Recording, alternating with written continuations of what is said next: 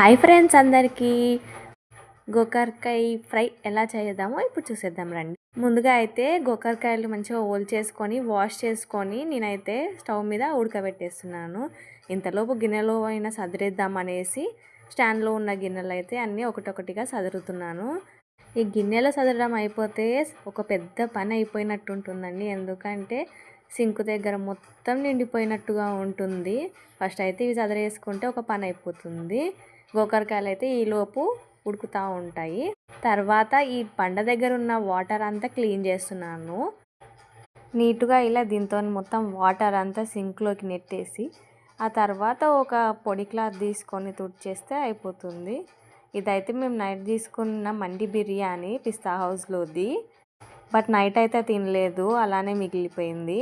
ఈ క్లాత్ అయితే నేను డిమార్ట్లో తీసుకున్నాను. 100కి 4 పీసెస్ వచ్చినాయి అనమాట.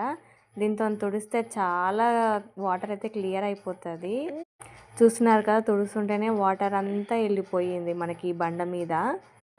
గోకరకాయలు అయితే మొత్తం మసులుతున్నాయి.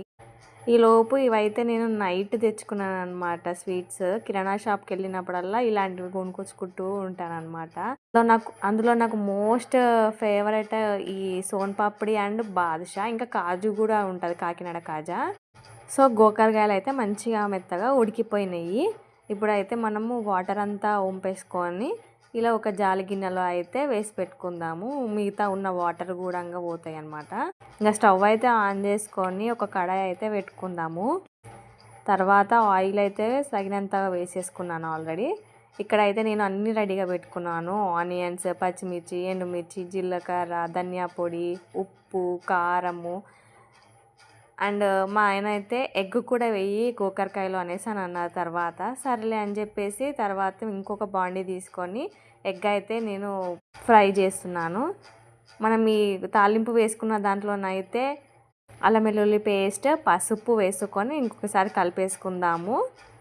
తర్వాత ఎగ్ కూడా ఫ్రై అయిపోయింది. ఆ ఎగ్ కూడా తీసుకొచ్చి ఇందులో వేసేసి మళ్ళీ ఒకసారి ఇట్లా కలిపేసుకుంటే అయిపోతుంది. తర్వాత గోకరకాయలో ఉన్న వాటర్ అయితే ఇట్లా పిండేసుకొని వేస్తున్నాను నేనైతే. ఎందుకంటే మళ్ళీ కూర అంతా వాటర్ లాగా ఉంటుంది కదా. తర్వాత కారము, తగినంత ఉప్పు వేసుకొని కొంచెం ధనియా పౌడర్ వేసుకొని తిప్పేసుకుంటే రెడీ అయిపోతుంది గోకరకాయ.